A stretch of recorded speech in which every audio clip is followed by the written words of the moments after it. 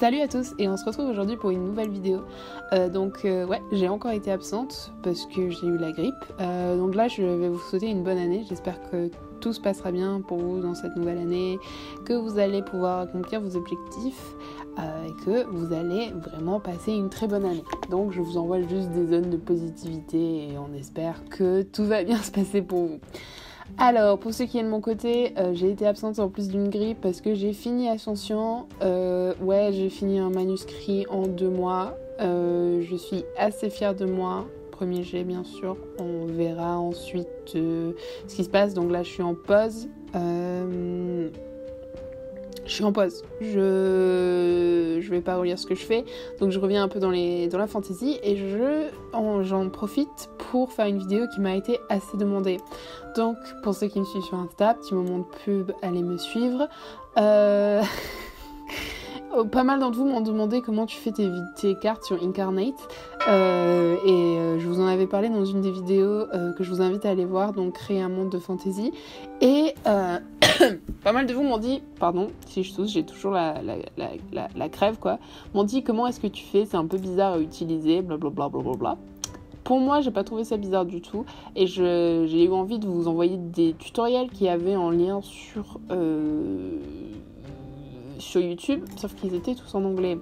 Du coup, je me suis dit, je vais vous faire ça vite fait, et je vais en profiter pour vous en parler un peu de mon projet, pour vous montrer un peu comment ça marche, et on va faire une bonne petite vieille vidéo, et j'espère que ça va vous plaire. Donc là, Incarnate, vous avez un modèle gratuit et un modèle payant. Moi, j'ai le modèle payant parce que j'avais l'argent de côté, c'était pas très cher et c'est quelque chose dont je me servais pas mal, donc je voulais encourager les créateurs de cette appli quoi, donc je l'ai payé, mais vous pouvez utiliser la version gratuite, elle marche très très très très bien, j'espère qu'elle va vous plaire. Donc bien sûr là je vous montre la version payante, mais j'ai 2-3 petits trucs en plus, mais vraiment c'est pas foulichant, vous pouvez faire la même chose à peu près avec la version gratuite. Là je travaille beaucoup plus avec mes mains normalement qu'en digital, donc j'ai un peu perdu la main, on va vous dire honnêtement, donc ce que je vais faire, ça va pas forcément être tip top, je vais pas forcément finir, je vais juste vous montrer les bases, donc voilà. Donc ce que je suis en train de faire là, c'est une partie d'un livre que je suis en train d'écrire, qui s'appelle La Tour du Sorcier, qui se passe dans le monde de Fallen, sauf à une autre époque, et c'est un one shot, enfin de base c'était censé être un one shot, mais là on est en train d'évoluer. Comme d'habitude, et ça se passe à côté de la forêt de Fallen, donc je suis en train de prendre un passage de ma carte que j'ai déjà faite à la main et je suis en train d'ajouter plus de détails. Donc ce que je vais vous dire, c'est que pour une fois je vais commencer ma carte sur la gauche, parce que normalement dans la fantasy il y a beaucoup de cartes qui partent de la droite et je trouve ça, c'est quelque chose que je comprends pas, que j'ai fait moi-même quand j'étais plus jeune, mais je sais pas pourquoi ça se fait, mais je trouve ça assez drôle et pour une fois j'essaye de changer, mais en fait c'est juste parce que voilà, c'est une partie comme ça. Donc ce que vous pouvez commencer à faire, c'est créer juste une terre, et ensuite avec des formes à peu près que vous voulez prendre, et ensuite vous pouvez faire comme moi, délimiter les tours. Donc délimiter les tours pour moi c'est assez dur parce que c'est un monde où il y a eu des explosions magiques qui ont cassé les bouts des terres, et du coup en fait il y a plein de petites îles un peu partout autour des terres, et ça fait un effet que moi j'aime bien, mais qui est assez frustrant à faire, je dois avouer, et voilà. Mais normalement, géographiquement, c'est pas quelque chose qui existerait autant. Ça peut exister sur des petits endroits, mais pas autant. Moi, c'est juste parce qu'il y a une magie qui ronge les terres et qui est plutôt amusante à faire. Donc, c'est une particularité qu'il y a dans mon monde. Voilà. Donc pour revenir à ça, il y a des conseils que j'ai donnés dans ma création de cartes que je vous conseille d'aller regarder, parce que je vais pas forcément les répéter ici parce que j'ai pas envie de me répéter, tout simplement, sur comment créer des cartes. et ce qu'on doit respecter.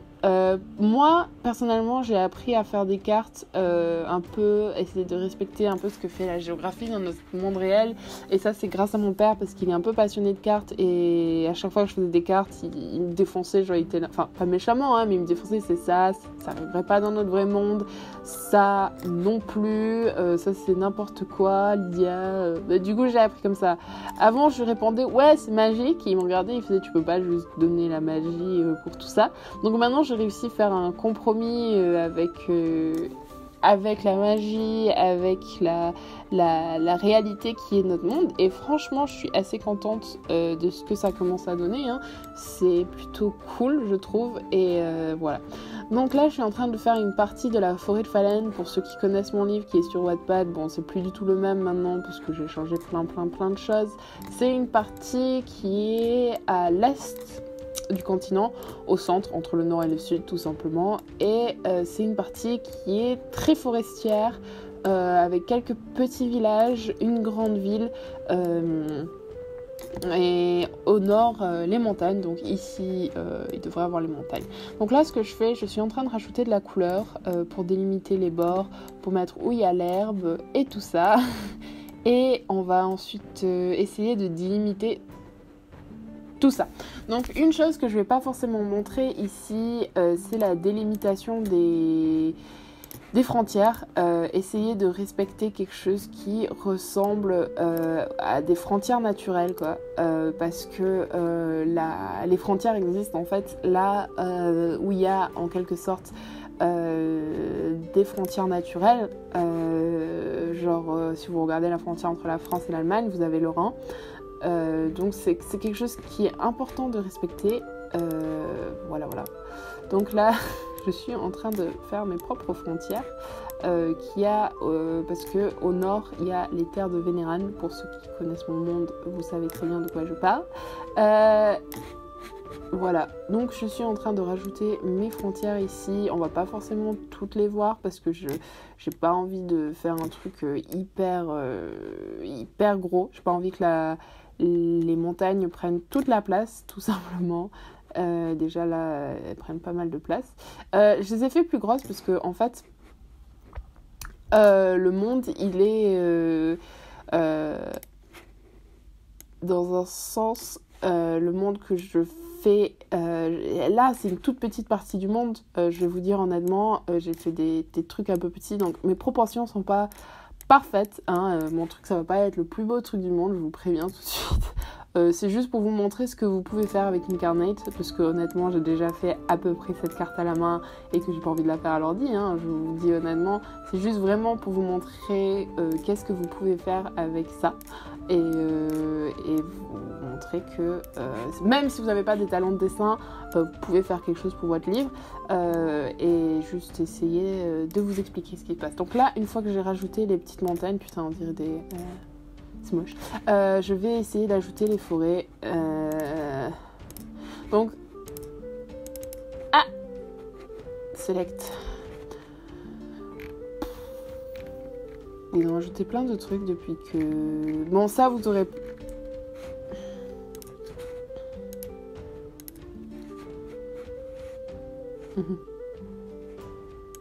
Voilà. Donc, on va essayer de trouver une taille d'arbre qui correspond. Donc ça, c'est un peu trop petit. On va partir sur quelque chose de comme ceci. Voilà. Bon, moi je vous avoue que les arbres c'est la chose la plus chiante à faire, mais c'est vraiment la truc la plus chiante à faire quand on est à la main. Et là, juste les arbres qui s'ajoutent comme ça, comment vous dire que c'est hyper satisfaisant, hein. Je vais pas vous mentir. Voilà. Donc ce que je vais faire là, c'est mettre les arbres un peu épars comme ça, hop là. En fait, c'est une forêt, mais à savoir que, par exemple, là, je viens de prendre l'avion. Quand vous regardez la terre du haut, les forêts, il y a différents types de forêts. Il y a la forêt qui est construite par l'homme, par exemple. Je suis passée au-dessus de la forêt de la Montagne Noire, derrière Carcassonne, parce que je revenais de l'Angleterre. Et on voit que c'est clairement une forêt qui est plantée par l'homme, parce que les arbres sont clairement plantés en ligne. Et là, en fait, je suis en train de faire une forêt qui n'est pas construite par l'homme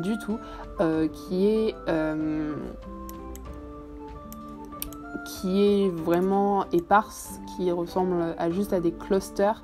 Donc voilà, je fais vraiment une forêt un peu bordélique que j'ajoute un peu partout et qui est pas du tout organisée. Donc j'ajoute où je veux un peu la forêt et ensuite je vais venir ajouter les villages. Voilà. Donc quand on en vient au village, je sais pas si ça va coordonner parce que je sais... Quand on en vient au village, il y a une chose qui est très importante à faire, c'est de penser où est-ce que les hommes, sans les nouvelles technologies qu'on a maintenant, placeraient l'endroit qu'ils choisissent pour vivre. C'était pas français ce que je viens de dire, mais bon, on ignore ça. Donc, quelles sont les choses dont l'humain a besoin pour vivre? Et voilà, donc quelle est la chose la plus importante? L'eau. Donc en fait, souvent les villages sont construits en fonction d'un point d'eau. Là, je vais faire des points d'eau que j'ai pas encore fait, hein, mais il va falloir que je les rajoute. En fonction des points d'eau, donc une chose qui est très importante à avoir, c'est des points d'eau. Donc les points d'eau, d'où ils viennent souvent de la mer ou de la montagne, hein, tout simplement. Et ils vont suivre une courbe qui est assez logique, on va dire. Donc là aussi, je suis en train de faire un point d'eau qui descend. Je m'excuse des bruitages, c'est juste parce que je suis pas une pro de ce genre de choses, hein, voilà. Donc je vais faire un point d'eau qui descend de la montagne pour pouvoir alimenter la vallée en elle-même. Voilà. Et c'est pas très sexy, hein. Je suis en train de me rendre compte que je fais un peu de la merde. Mais bon, voilà. Donc là, je suis en train de faire une espèce de presqu'île. Donc ça, c'est un endroit qui va être assez intéressant en biotope parce que ce sera genre vraiment une presqu'île. Et moi, je fais vraiment comme ça. Vous pouvez faire des cours d'eau qui n'ont pas de trucs à l'intérieur, mais c'est parce que pour moi, les cours d'eau, ils se sont créés par magie.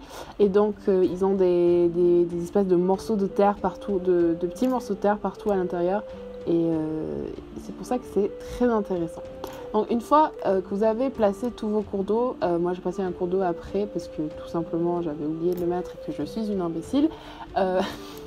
Vous pouvez commencer à savoir où est-ce que vous allez passer vos villages à peu près, où est-ce que vous allez vouloir placer des villages. Donc sur Incarnate, vous pouvez avoir des villages préfaits.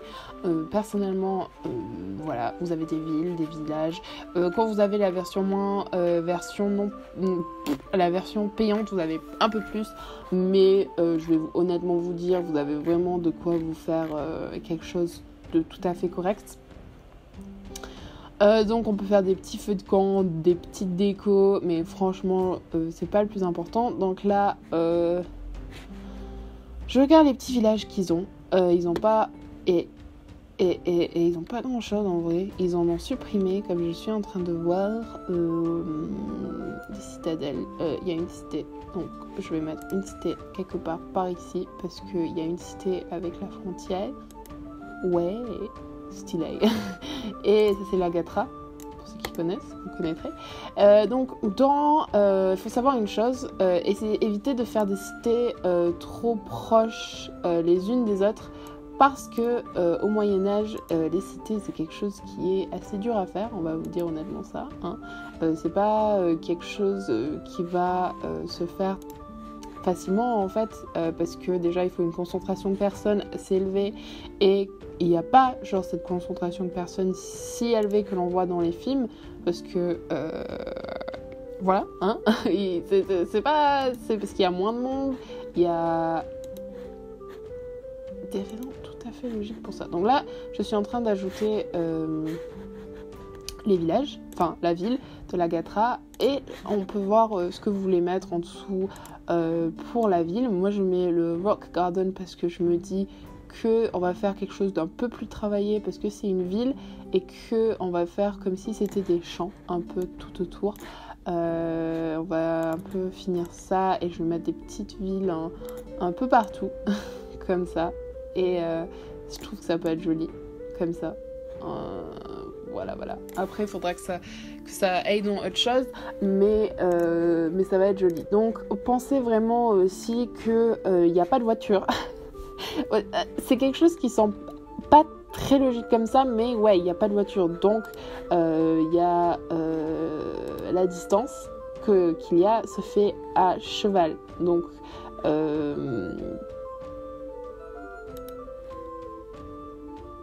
Donc les distances doivent être parcourues à cheval. Donc ce que je vous conseille de faire, c'est avoir un petit...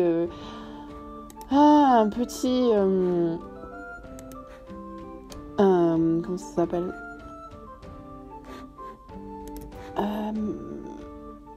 comment ça s'appelle, je suis trop fatiguée pour faire ce genre de choses.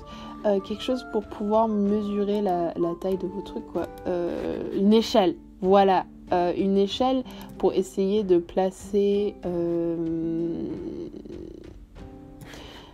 la distance.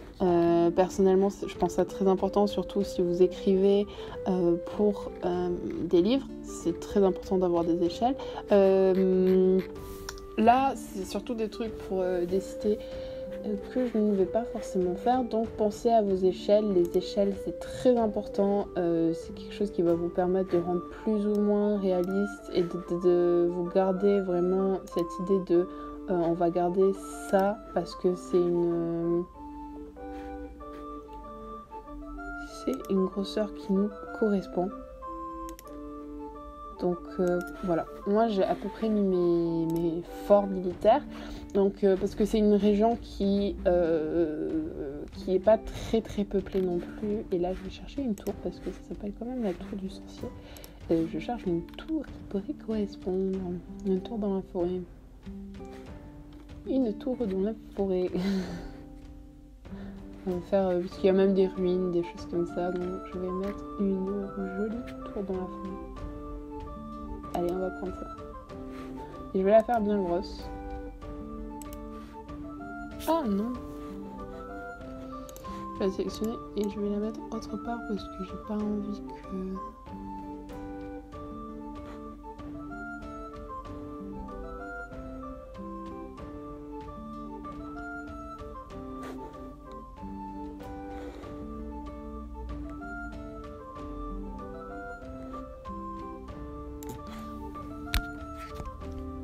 Donc voilà, les petits conseils que je vous conseille de tenir en faisant Incarnate, si vous avez des questions à me poser, c'est vraiment de regarder mes vidéos sur la création des cités. Et là, je vous ai montré ce que vous pouvez à peu près faire avec Incarnate. Donc j'espère que cette vidéo vous a plu.